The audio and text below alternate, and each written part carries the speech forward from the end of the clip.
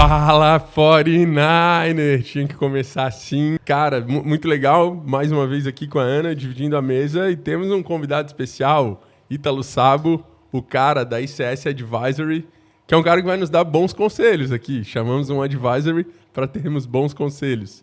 Ítalo, papo de startups aqui, cara. E eu admiro a tua carreira, né? O que a gente se conhece.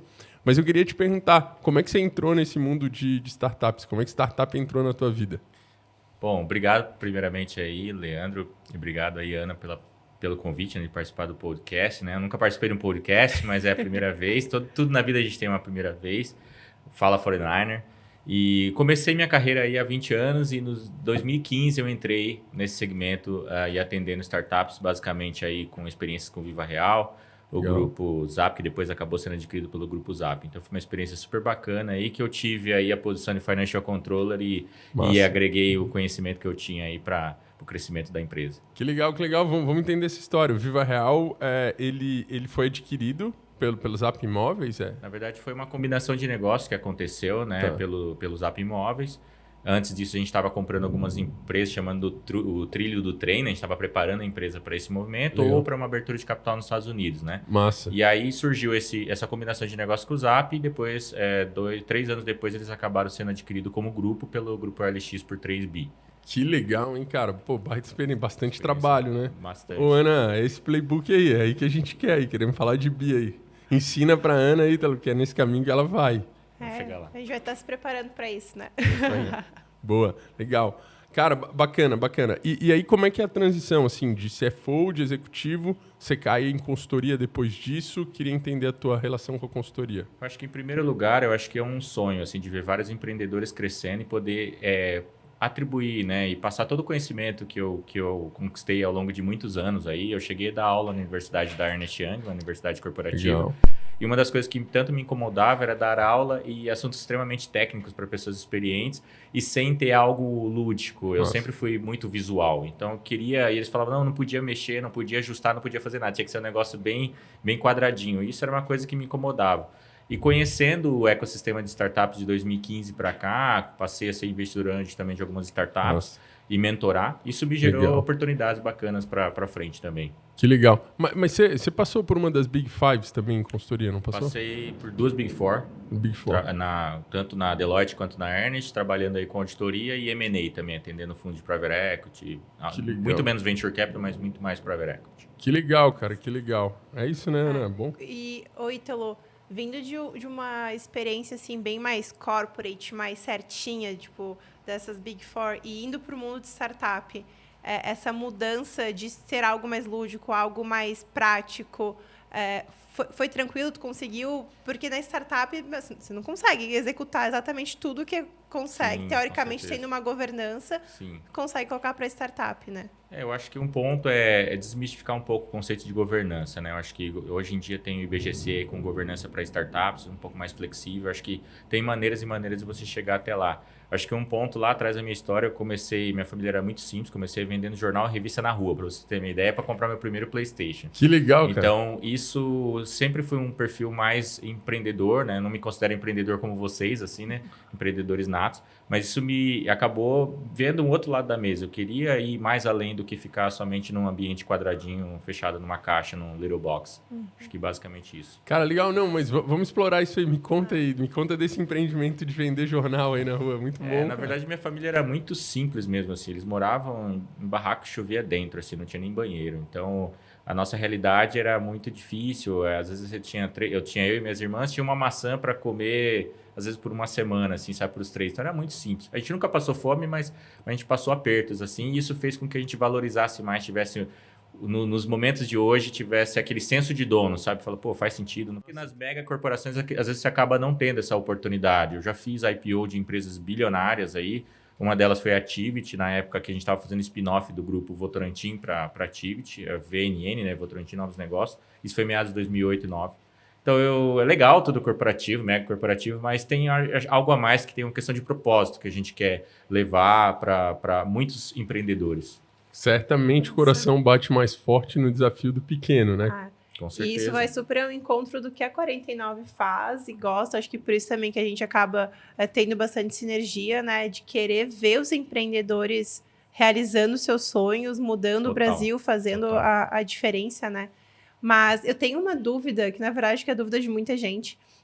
A governança, pegando a governança para startup, lá no IBGC eles têm lá, você está em operação, você tem isso aqui que você tem que cumprir. Você está em tração, é isso. Você está em escala, é isso.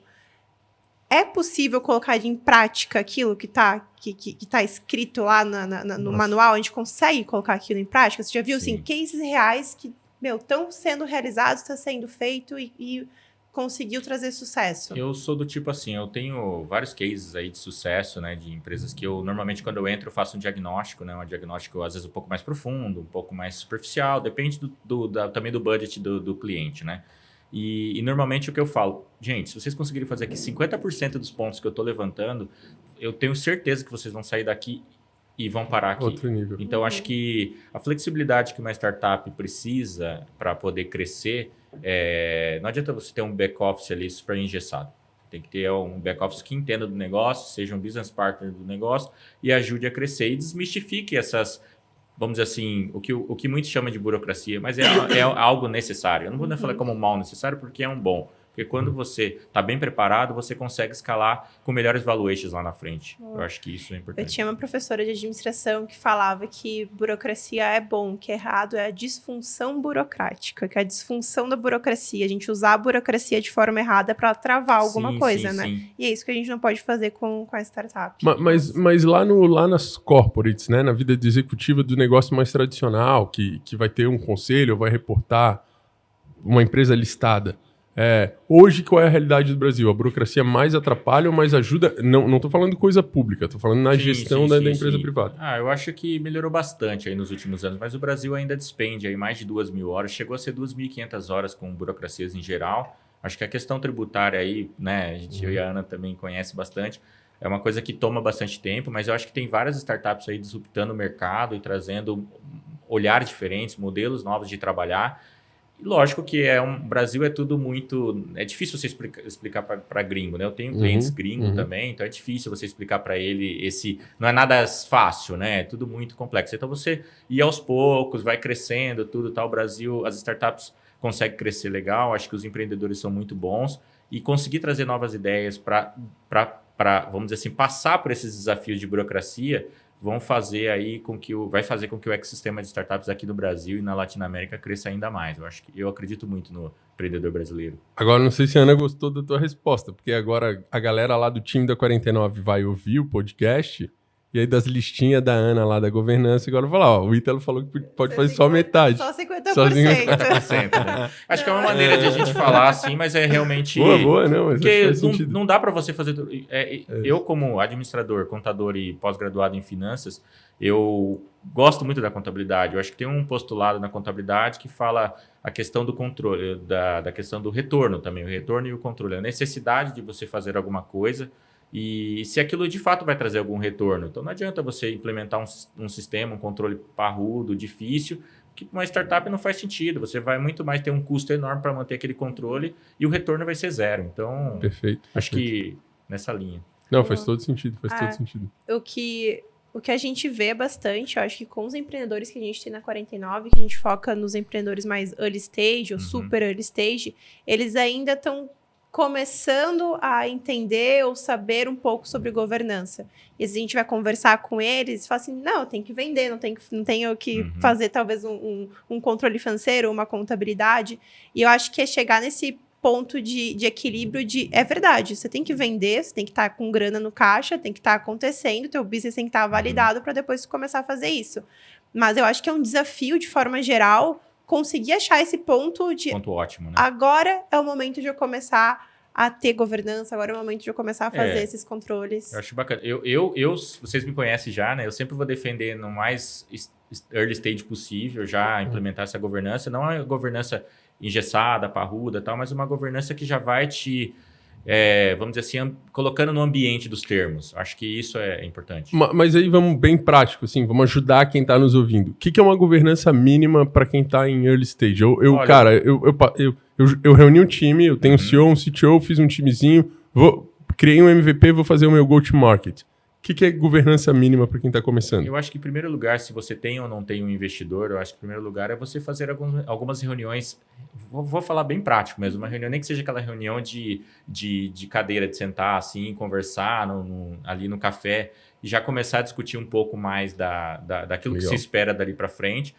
E, ao mesmo tempo, pelo menos uma vez por mês, tem uma reunião formal mesmo com uma atinha, nem que seja com 3 pontos, bullet points ali, para você reacessar isso no próximo mês.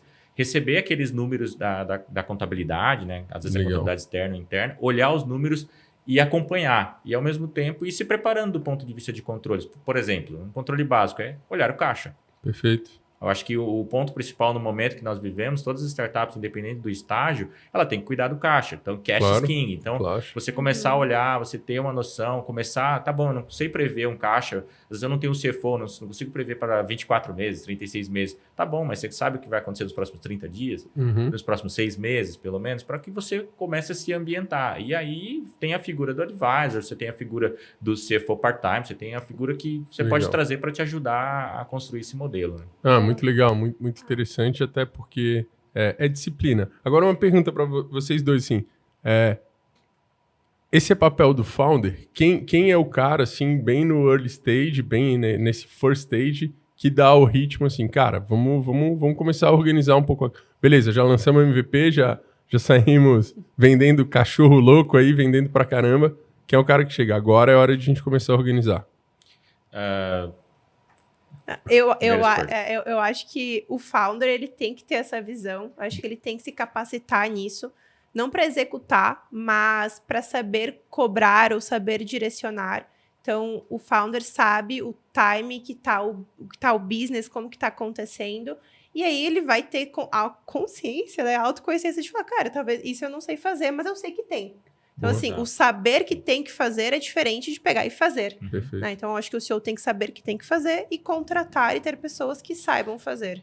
O exemplo é você ter uma boa formação. Às vezes, quando você tem uma boa formação num MBA fora ou aqui no país, você acaba, por ser um MBA, você acaba tendo um amplo conhecimento. Você vai ter que entrar. Se você não é de finanças, você vai ter que entrar. Claro. E se eu não sou de marketing, eu também vou ter que aprender um pouco de marketing para que a gente fique um executivo mais preparado. E aí, a hora que todo mundo crescendo junto, na hora que o VC entrar, ele vai falar, poxa, esse time é bem preparado, esse time está se preparando. Ninguém sabe tudo na vida, mas você procurar saber, que é o que a Ana falou, você procurar saber, isso te coloca num patamar totalmente diferenciado de outros que falam, isso aqui não é importante. Muito bom. Agora, Ítalo, vamos lá. Então, você tem um baita de um background aí, uma formação sólida, acompanhando startups e consolidação de empresas. Do outro lado, tem todas essas dores aqui que a gente já apontou dos founders das startups. E aí, como é que surge a ICS? O que é um advisory? Eu acho que essa é a primeira pergunta. O que é um advisory? E depois, qual é o propósito da ICS? Não, maravilha. De novo, nos últimos 3 anos eu decidi focar nesse modelo, ainda mais com o meu próprio negócio, ICS Advisor. Basicamente, eu trabalhava com fundo de private equity, com uma empresa grande, aí, faturamento crescendo fortemente no meio da pandemia. A gente preparou essa empresa para um momento, a pandemia veio, pegou todo mundo de surpresa, menos a gente. Legal. A gente conseguiu crescer aí 56% no meio da pandemia. Mas óbvio que a gente tem que estar olhando para trás, mas olhando para frente, né? Claro. E não vai prever todas as situações.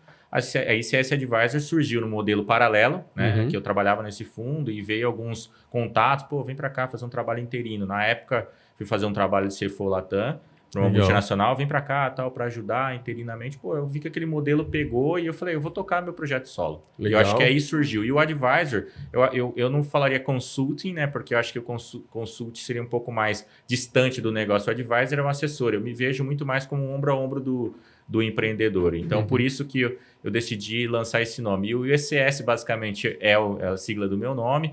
E o cavalinho, porque eu fui jogador de xadrez aí. Legal. Jogador de xadrez profissional no passado, um semi-profissional no passado. E isso, para mim, tem sempre... As minhas propostas têm sempre um reizinho ali, tem sempre um cavalinho. Acho que é muito mais nesse modelo aí. Então é isso. Eu tenho até uma história legal do xadrez aí, que é mais ou menos quando você começou.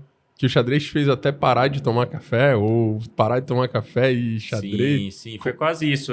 Na verdade, eu quebrei meu pé, era criança, assim, 10 anos, quebrei meu pé, o médico forçou com que eu tomasse café, e aí talvez por isso eu peguei um pouco de repulso. Então, a minha família inteira, todo mundo toma café e eu não. E aí não jogava bola, foi... Aí eu brinco que eu seria praticamente um Ronaldinho Gaúcho, mas brincadeira, né? Eu Só sou que perna não, de né? pau, né? Só que não, né? E aí eu tive que pendurar a chuteira já na primeira tentativa, né? E aí foi aí que eu conheci o xadrez. Bom, acho que se a gente fizer um altinha, golzinho fechado, pode ter 3 certeza. vai dar Ana aqui, entre nós três vai Olha, dar é Ana. verdade, olha Com que eu certeza. gosto de jogar futebol. Eu era zagueira. Tem um amigo meu que fala que ele é sócio lá na Deloitte, ele fala assim, cara, você é tão bom no futebol, mas tão bom no futebol que você é o único cara que eu conheci que consegue chutar com a sola. Boa, é isso aí. Boa, legal demais, cara, legal demais. E aí vem a ICS, a gente entendeu essa parceria. Uma dúvida, quem é o ICP hoje? Que tipo de startup vocês olham? Qual é o estágio? Eu acho que assim, em primeiro lugar, o early stage é o que demanda mais tempo, ele demanda mais um apoio, vamos dizer, não tempo, mas um apoio mesmo, assim. E, de novo, para que a gente possa atingir aquele propósito de vida, né? Acho que o propósito de vida nosso é exatamente isso, é levar, disseminar o conhecimento e melhorar o ecossistema de startups. Eu acho que o early stage acaba demandando mais. Lógico que às vezes ele não vai ter caixa para bancar aquilo, aí a gente acaba negociando diversas maneiras de resolver essa situação, que isso não é o ponto principal. O ponto principal é fomentar o ecossistema.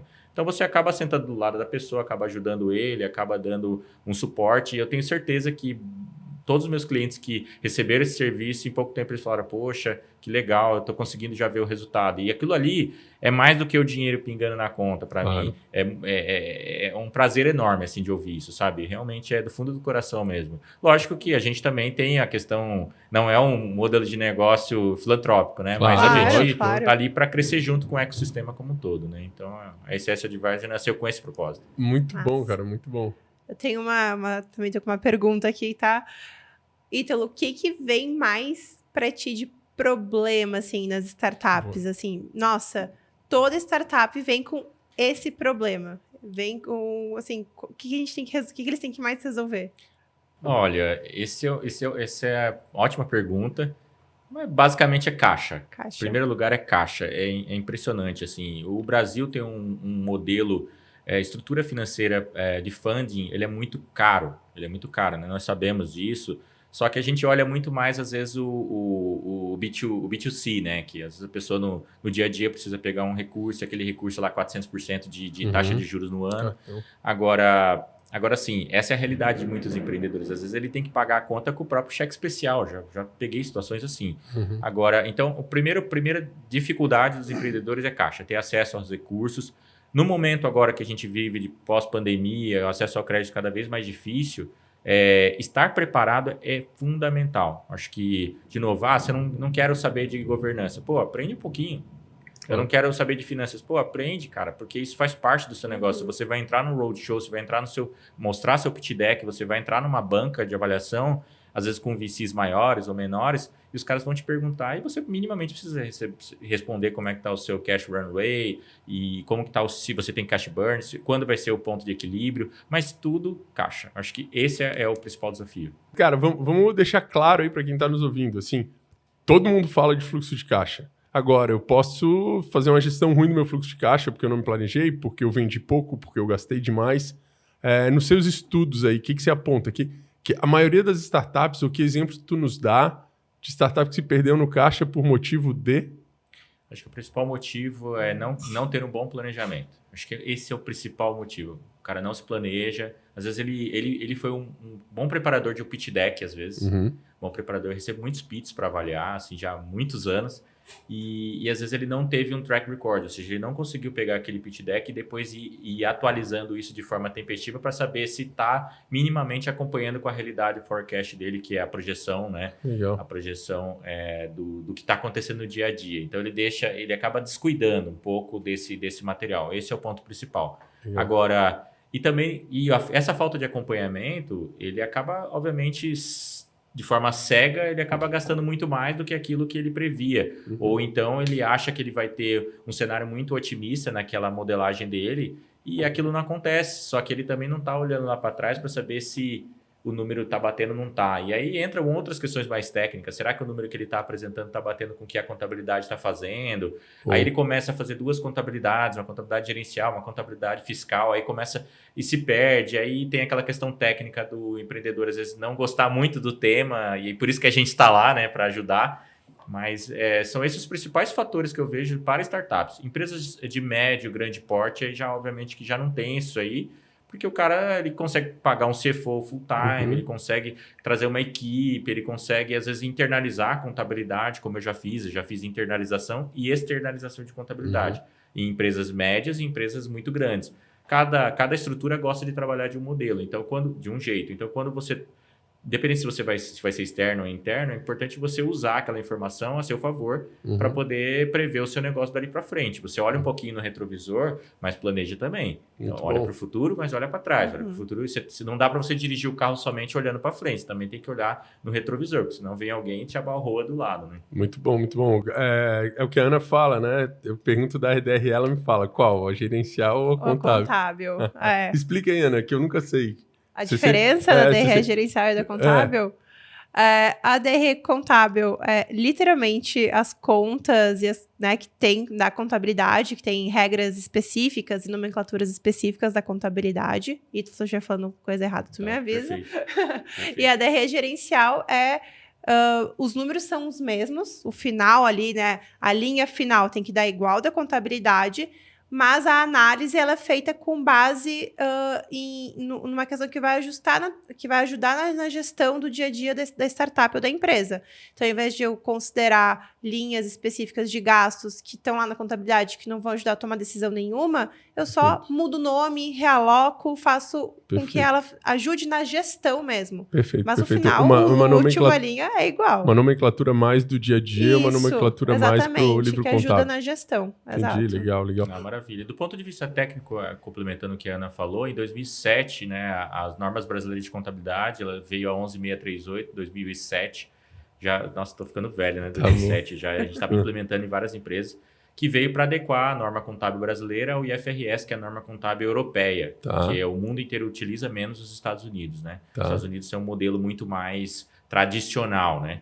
E muito mais pautado em regras, e o IFRS muito mais pautado em essência. Então, o que nos permite identificar maneiras da gente trabalhar e adequar o nosso negócio. Diferente se fosse no modelo do US GAAP, que é o modelo norma contábil americana, tá? Então, é isso mesmo. E aí, eu sou sempre a favor da pessoa tentar ter uma única contabilidade, dentro da medida do possível. É difícil, às vezes, porque às vezes a contabilidade demora para apresentar os números, ele precisa olhar um pouco mais para frente, mas tenta. Ainda mais porque falta caixa no começo. Imagine, você tem que ter uma contabilidade, você ainda tem que montar um outro número, você começa a ter... Cara, daqui a pouco, quando você mesmo percebe, você está ali mais trabalhando para montar relatório do que, de fato, para ganhar dinheiro, né? Exatamente. Oi, Ítalo, agora, eu acho que aí tem um bom ponto, assim. Hoje, o ecossistema brasileiro, esses stakeholders, contadores, advogados, advisors, tem suporte para as startups ou elas estão nadando em mar aberto, sem muito bote salva-vida aí, de prestadores de serviço que se adequam à realidade delas? Eu acho que isso é uma dificuldade, na verdade. Eu acho que o ponto principal é que muitos empreendedores agora do meu lado, vamos falar de advisors, às vezes eles não enxergam o poder de crescimento daquela startup, por exemplo, e como que ele pode tirar proveito daquilo e, ao mesmo tempo, como que ele pode ajudar. Acho que é uma via de duas mãos, é um ganha-ganha. E muitas consultorias grandes, elas não estão preparadas. Elas têm lá um modelo...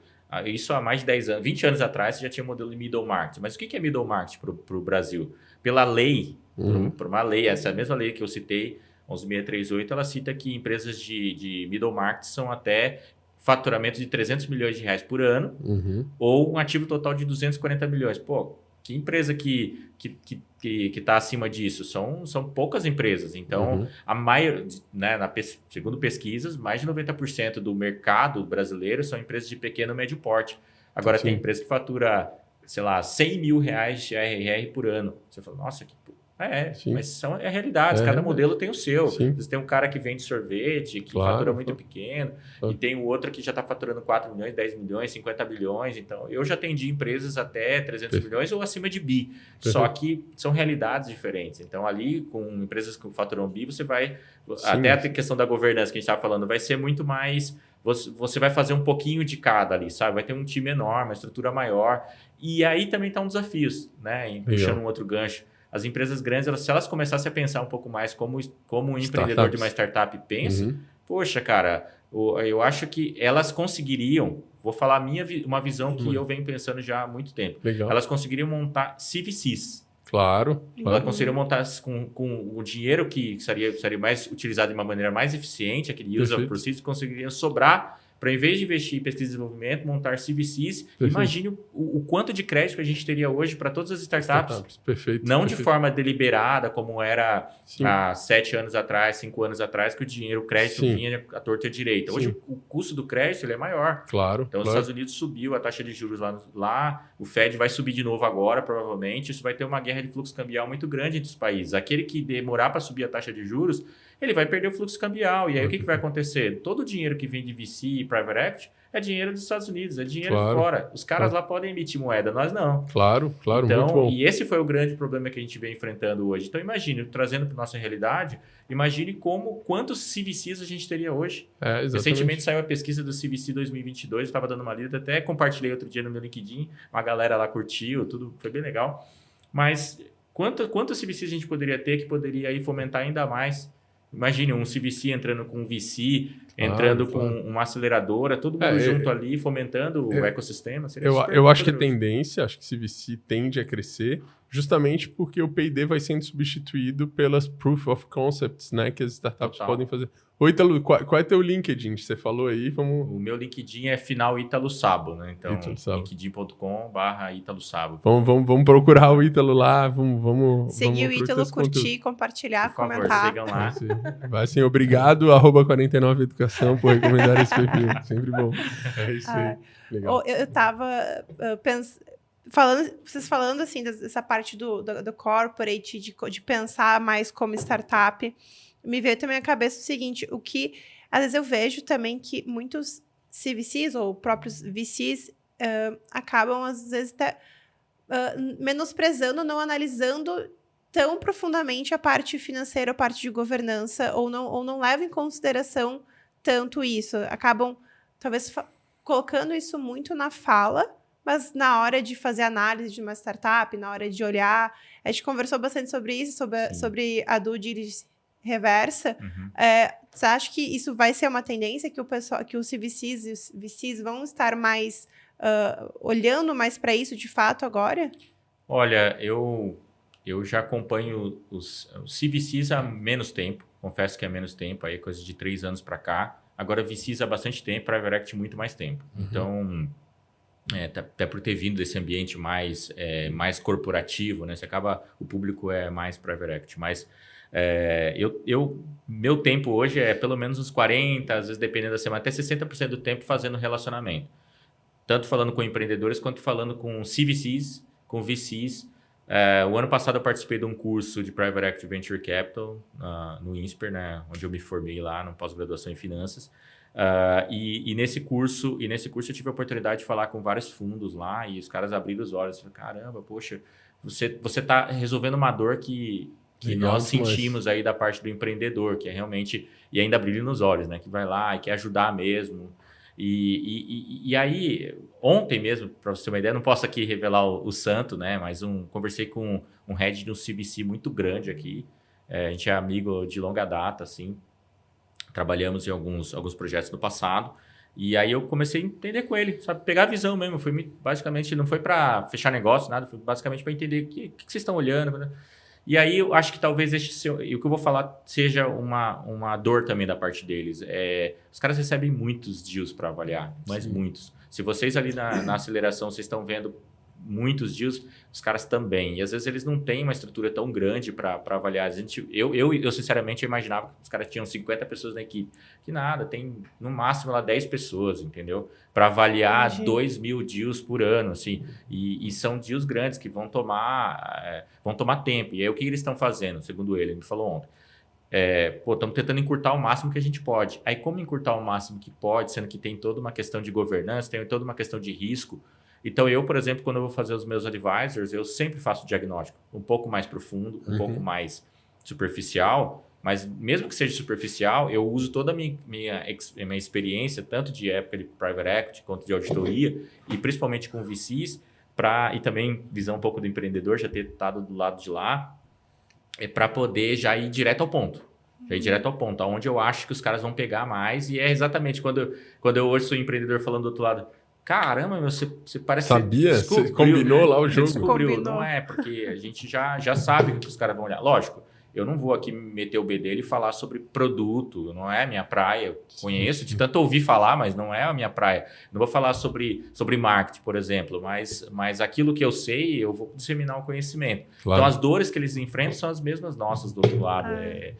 Ter condição de dar vazão para tudo. Porque tem muita gente, né, batendo na porta de VC, imagina. Sim. Né? Já dá para ver uma oportunidade aí para montar uma ferramenta, uma startup, quem sabe, para ajudar a resolver esse problema dos VCs. Essa é a ideia. Produtizar, né? Produtizar. Isso aí. Framework, playbook, todos os termos que a gente pode... Tem muitas oportunidades, muitas oportunidades. Ítalo, cara, e qual é a tua visão, assim, qual é a tua aposta para os próximos anos com esse cenário de fundraising? Olha, o cenário, vou falar assim do aspecto econômico que eu citei agora há pouco, vai ser difícil, mas sempre foi difícil para empreendedor. Né? Sempre foi. Ainda mais para o brasileiro. Eu tenho vários amigos aí que são diretores, saíram daqui para ser diretor de empresas multinacionais muito grandes lá fora, porque o brasileiro ele é muito bem avaliado. Claro. Ele é muito bem avaliado. Eu mesmo, antes de trabalhar com fundo de private equity, eu recebi um convite para trabalhar numa mega corporação, ao qual eu era CFO aqui no Brasil, uma empresa Nasdaq, eles queriam que eu fosse assumir como corporate controller lá. Legal. Cara, eu confesso que balançou, claro, mas lógico. Eu tinha um outro propósito, acho que tem um propósito de vida muito maior, e eu queria trabalhar com fundo de private equity há bastante tempo, até hoje eu tenho um ótimo relacionamento com o pessoal de lá, tanto do fundo quanto dessa empresa, e assim, então eu vi oportunidades ali, eu acho que eu vi oportunidades para poder crescer junto ali, então... Do ponto de vista de dificuldades, todo o brasileiro sempre passou por dificuldades. Os Estados Unidos nunca passou por um período inflacionário. Nem mesmo na época aí da Segunda Guerra Mundial nunca passou por essa dificuldade. Né? Teve, sim, mas a instabilidade econômica do Brasil é uma constante. Sim. Né? Então, imagine, eu lembro meus pais, eu era pequeno, assim, apesar de ser novinho, né? Mas eu lembro dos meus pais ali tendo que comprar o arroz e feijão e o preço mudar, e estocar e o preço mudar. As remarcadoras. Você ia na prateleira. A Ana não sabe isso, mas ia na prateleira do supermercado e você tinha que correr para pegar o produto antes do cara remarcar. Exatamente. Então, imagina. Então, o brasileiro ele já está acostumado com isso, com a informalidade, querer fazer as coisas acontecer. Então, o brasileiro, como profissional, é muito valorizado. E eu acredito que o ecossistema de startups brasileiros ele tende a se valorizar cada vez mais. Acho que eu vou falar da minha visão, tá? No passado, vocês conhecem até mais do que eu, no passado existia aquela visão que, o brasileiro é só copycat. Sim. Não tinha? Sim. Então, e hoje em dia, cara, eu fico impressionado. Eu falo, rapaz, como é que pode? O cara é inteligente. Eu queria ser inteligente igual esse empreendedor, porque é impressionante as ideias que têm surgido. E eu acho que isso é uma oportunidade. Mas pela característica do Brasil, né? A gente sempre... O fomento para o empreendedorismo é a resolução de problemas. Cara, e a gente tem um monte de problema para ser resolvido. O brasileiro é criativo e tem força de trabalho, assim, né? O brasileiro que trabalha, ele é bem resiliente, assim. O exemplo que a gente falou das 2.000 horas de burocracia despendidas ao ano. Poxa, olha, só aí já tem uma oportunidade. O crédito batendo a 200%, 300%, 400%, 80% da população endividada. Imagina, olha aí a oportunidade para as fintechs, olha aí uma segurança normativa absurda nesse país, onde está tudo bem escrito, está tudo certo. Né? Então, se cara, volta no passado, muda tudo. Então tem que ser bom. Brasileiro é bicho bom, é bicho bom. Agora, vocês falaram uma palavrinha mágica aí, diligência. E aí a Ana falou em diligência reversa. Que trem é esse? O que é diligência? E mais ainda, o que é diligência reversa? Não, Deixar essa pro Ítalo. recentemente, né, eu assessorei uns empreendedores e eu toquei nesse assunto. Não é uma coisa muito comum, na verdade. Vou ser bem sincero, não é uma coisa muito comum. Talvez para quem está do lado do VC, isso é normal para mim. Mas pro lado do empreendedor, às vezes não é. Por exemplo, às vezes você está entrando numa rodada de captação de recursos, um seed, Series A, Series B, que quer que seja, e você tem o total direito de fazer uma diligência do outro lado, mas é algo, ou seja, do lado, você como um potencial adquirente, ou seja, que está sendo adquirido, fazendo também uma diligência, nem que seja mínima, do cara que vai investir na empresa. Não é comum. Conhecer o teu buyer ali, conhecer o teu investor. Exatamente. Por quê? Porque o cara pode ter várias questões. Eu não vou aqui entrar no juridiquês, né, que eu não sou advogado, mas tem várias questões societárias que você precisa saber também. Você está trazendo um parceiro para dentro de casa, um sócio. Então, mas não é algo muito comum do empreendedor saber que ele tem esse direito. Entendi. Porque para o VC, para os fundos, os caras estão acostumados. Eles só ficam talvez esperando. Tá, mas se não falar nada, eu não vou nem fazer. Mas então... eles estão acostumados mesmo, porque é tão diferente de fato isso. Poucos empreendedores fazem isso. E se o empreendedor chegar para o VC, quero fazer uma dúvida em você, eles vão aceitar, não vão achar estranho? Quando eu falo acostumado, é acostumado com o termo, não que eles estão acostumados com a diligência reversa. Ah, tá? Entendi. Eu vou te falar uma experiência de um fundo grande que eu tive a oportunidade de conversar no final do ano passado, um VC grande, que não vou falar o nome, mas com certeza vocês já conhecem. E aí eu conversando com o diretor-geral desse VC, e aí ele falou exatamente o que você está falando. Se um empreendedor dissesse assim, eu quero fazer uma diligência reversa, essa pessoa disse assim, eu iria chorar de alegria. Porque, nunca ninguém pediu. Entendi. Mostra que esse cara tem orientação. Realmente ele está bem assessorado, ele sabe o que ele está fazendo, sabe? De novo, esse é um ponto, mas eu acho que é uma soma de várias coisas. Acho que conhecer bem o negócio, não simplesmente o passado lá antigo, que o pessoal ia simplesmente com um bom PPT e ia lá, não. E não fazer por fazer também, exatamente, né? um PPT, ganhar atração, track record, tudo que a gente conversou até agora. Ou seja, conhecer o seu negócio. Por exemplo, vocês dois, eu admiro pra caramba, vocês conhecem muito do negócio, vocês vendem muito bem. O Léo também, eu sempre assisto os podcasts dele. Um abraço, Léo. Gosto bastante. Ele não me conhece, mas eu... Ô, Léo, vai trabalhar aí que a gente vai ficar batendo papo aqui no podcast. É isso aí, boa. E conhece bastante do negócio. E, ao mesmo tempo, vocês estão preocupados. Acho que vocês... aquela história que o pessoal fala, santo de casa não faz milagre. Não, vocês são santo de casa e estão procurando fazer milagre. Porque, ao mesmo tempo, vocês conhecem, têm humildade para aprender e, ao mesmo tempo, aquilo que vocês não conhecem, óbvio. Vocês também, ninguém sabe nada. Ninguém tudo, sabe né? tudo. E, ao mesmo tempo, para passar isso para as startups que vocês estão ajudando a crescer no ecossistema. Então, isso é legal. Ciclo contínuo. Ninguém está pronto, cara. A gente está todo mundo em beta. Sempre sempre melhorando, evoluindo. E acho que é isso que é a beleza do nosso ecossistema de startups, que acho que aos poucos está indo para esse compartilhamento, essa ajuda, essa cooperação que existe no ecossistema de startups e saber que a gente não sabe tudo e conversar e perguntar, isso está indo também para outros ecossistemas, pro mundo corporativo também muito mais. Então, acho que esses aprendizados que a gente tem, assim, a gente consegue passar para todo mundo, assim. Oi, Ítalo, e aí a gente falou da diligência reversa, né? Que é o founder olhando para quem está investindo nele e falar, cara, beleza, vamos entender como é que estão teus contratos, teu plano de conta, essa grana que você está prometendo aí para mim vem da onde? Legal. O processo de diligência é o que a gente que já está subentendido aqui, essa auditoria. Você tem um pitch deck, você promete alguma coisa para o teu investidor e antes do teu investidor fazer o cheque, ele vai diligenciar, ele vai abrir as gavetas e ver se está tudo ok com você. Nesse processo, cara, o que já aconteceu aí de história que pode contar o milagre e não pode contar o santo aí, cara? Puxa, eu tenho uma experiência... bom, realmente, eu não gosto, de fato, eu sou muito assim, assino muitos contratos de NDA, né? Então eu tomo muito cuidado de falar tudo. Acho que se a pessoa estiver ouvindo aqui, ela fala, filho da mãe, tá falando de mim, né? Mas assim... um primo. Um primo meu que fez uma auditoria. Cara, mas assim, olha, eu sou muito prático, assim, sinceramente, eu sou muito prático, eu quero ir direto ao ponto.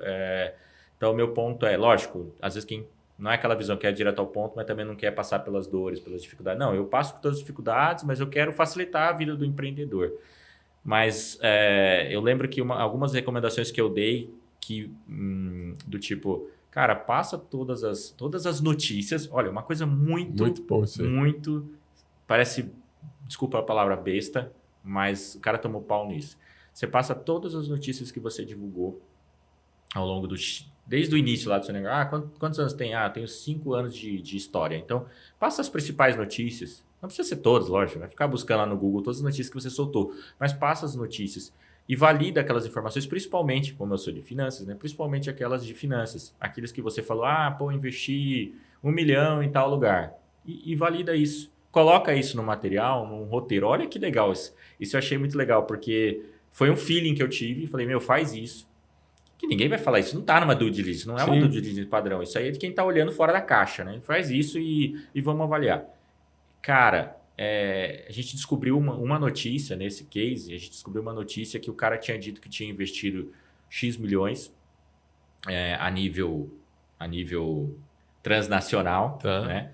E aí eu falei, cara, isso aqui é um problema, cara. Isso aqui vai ser um problema. Você investiu. Começamos a fazer o track record, vamos ver.